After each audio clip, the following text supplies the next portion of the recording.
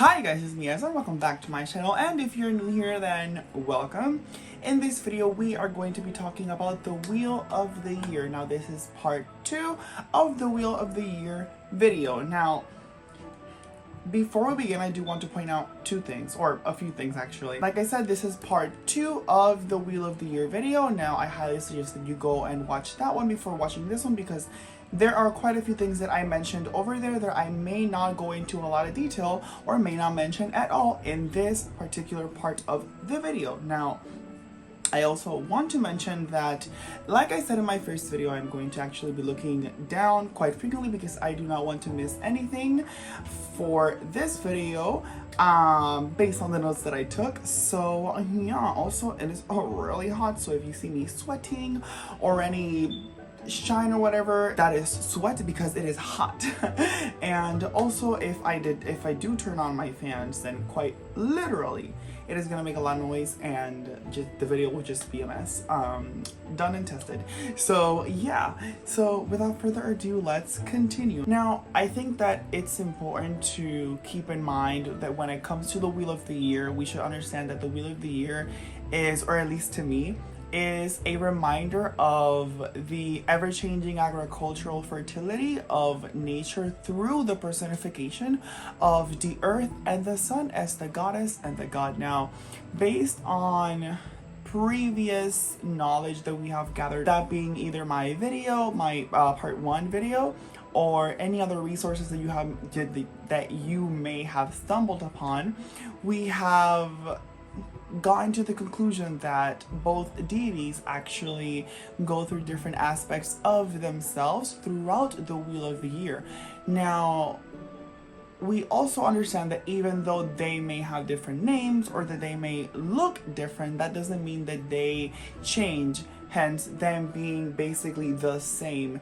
That being that they are still, no matter if they have different, like I said, different names or may look different, they are still the essence that we find in and around nature. And I think that the Wheel of the Year is also great symbolism for how every beginning has an ending and every ending has a new beginning, meaning that everything that lives must die and everything that dies will once again be reborn. Now, when it comes to the Wheel of the Year, it basically tells the story of how the sun god is basically being born or reborn through the goddess after a period of still darkness. Now, as the wheel turns, he grows until he is later then fully matured.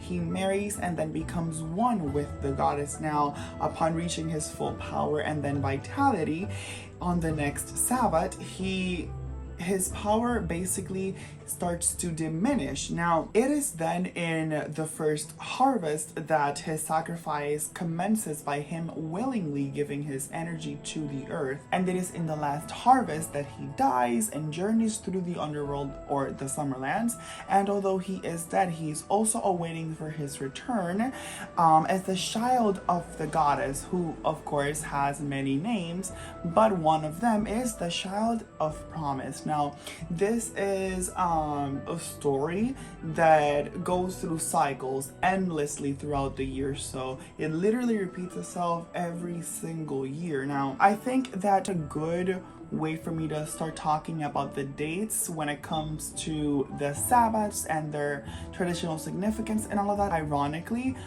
instead of it being the actual beginning, when the sun is reborn, I think that it's better to start when there's darkness. So by that I mean, let's begin with Samhain, also known as Halloween, which occurs during October 31st all the way to November 1st. Samhain basically marks the third and last harvest, and it is also a fire festival. Now, during this Sabbat would be the time when the animals that would not make it through the winter would be slaughtered to pretty much ensure the survival of the community at the time. Samhain is the ending of the year and the coming of a new one. Think about how Samhain literally means summer's end. Now, this would be what would typically be referred to as the witch's new year. Now, when it comes to Samhain, also think of how the Celts pretty much divided the year in half. Now, I did go into a little bit of detail in my first part. Highly suggest that you go watch it. But basically, in Samhain would be when the dark half of the year would begin. Now, of course, with all of that being said, Samhain would mark the beginning of darker days, you know, when there would be darkness before the light. Think about Samhain like that, when the tomb actually becomes the womb, you know. This is the time when the crone pretty much prepares to give birth of her son, while also mourning the loss of her consort. And this is when the god is honored in his dark aspect.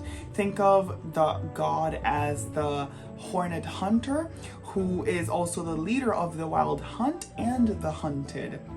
He's the Lord of Death. He is also the ruler of the underworld and the Lord of the Shadows. Now, as I mentioned before, this is the last sacrifice and the beginning of his journey throughout the land of the shadows. This is the time when he basically learns the wisdom and knowledge that death has to offer. And that is that death is not the end, but actually the start of something new. Now, when it comes to Samhain, Samhain is a time of pretty much endings, regeneration, and also transformation. And this is something that can be seen throughout the ways in which we celebrate Samhain. Now, this is the journey from death to birth or rebirth. Moving on to the next Sabbat, that being Yuletide, Jewel, or the winter solstice, which is celebrated typically somewhere between December 20th to December 23rd. Now, this is the Sabbath that marks the longest night and the shortest day.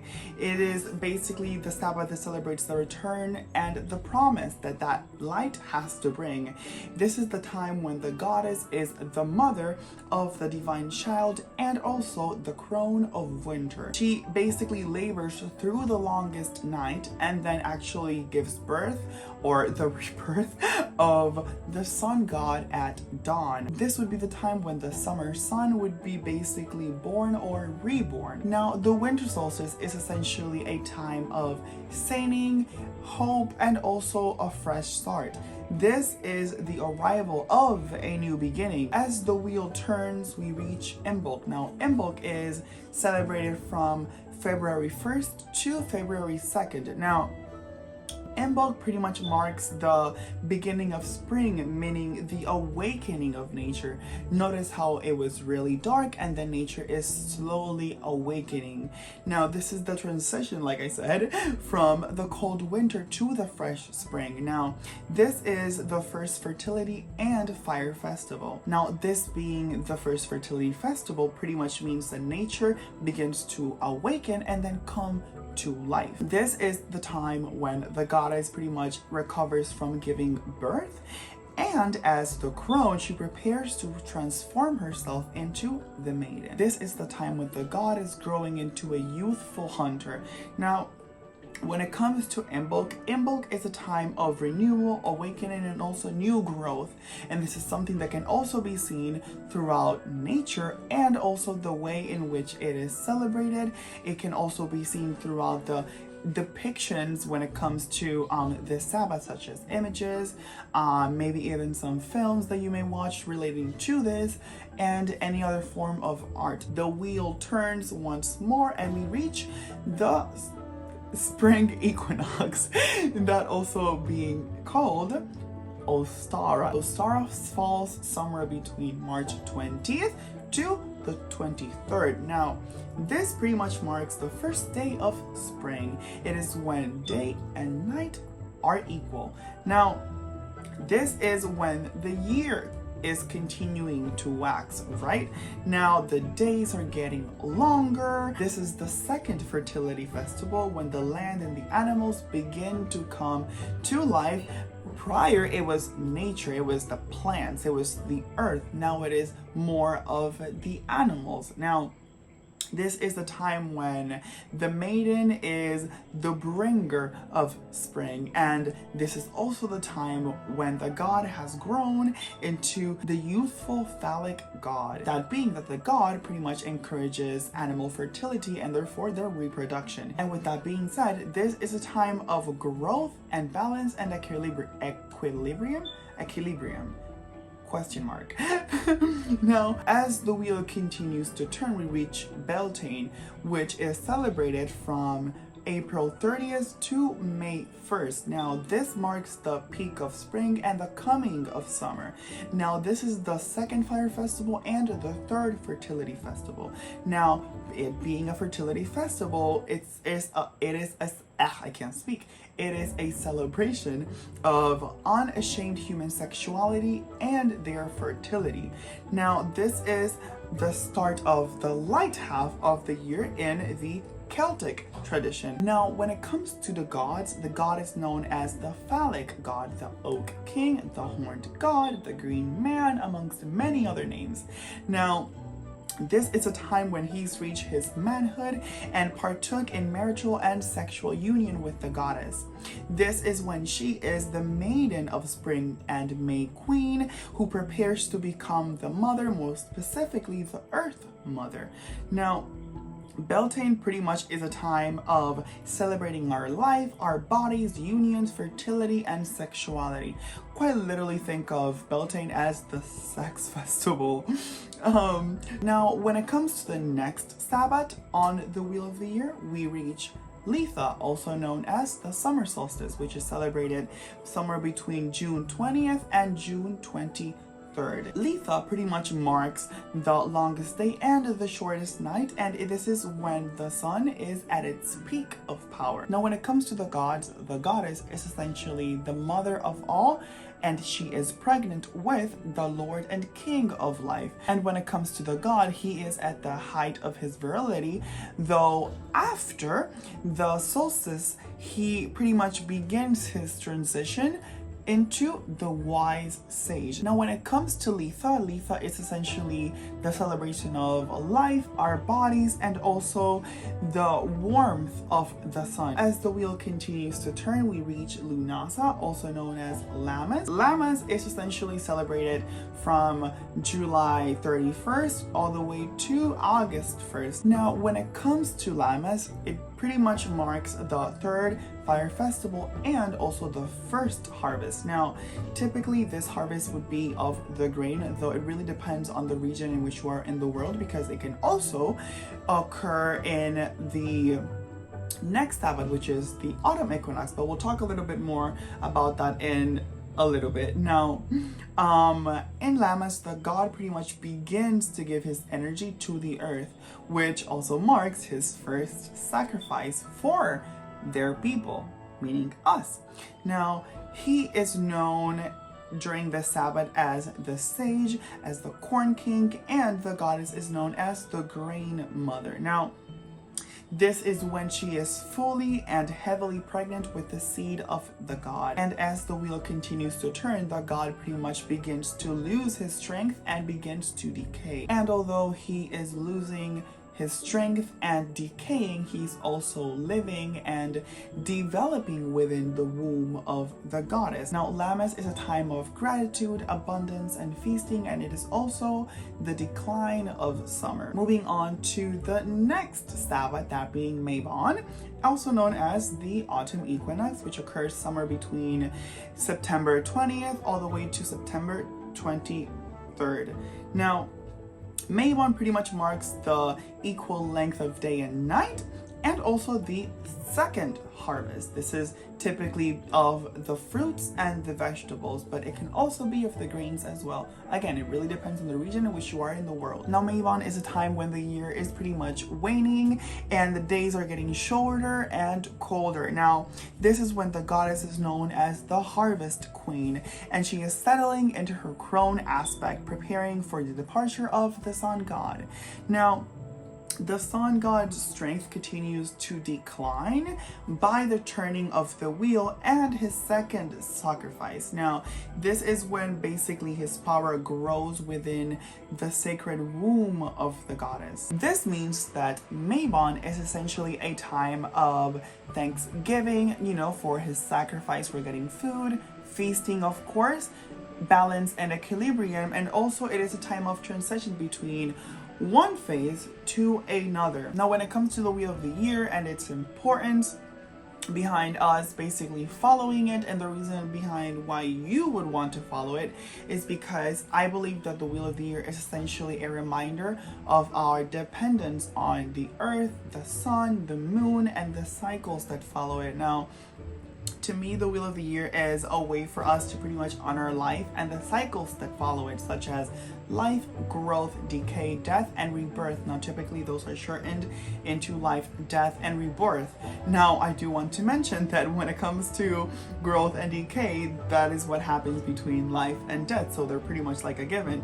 Now, that means that they're not always mentioned. And for me, the Wheel of the Year is pretty much a way for us to connect with nature, but also with ourselves, and therefore with the gods as well, because they are, of course, without, but most importantly, they're also within us as well. And this is something that is reflected upon the charge of the goddess, which I keep making references to, which I do have a little quote here that I would like to read, and it is in a form of, Old English. Now it says, "And thou who seekest to seek for me, know that thy seeking and journeying shall avail thee not, unless thou know this mystery, that if that which thou seekest thou findest not within thee, thou wilt never find it without thee." Now, pretty much in basic English, that pretty much means that, also I selected this one in particular because it sounds very wowy for me. Now, to simplify what I just read, it pretty much means that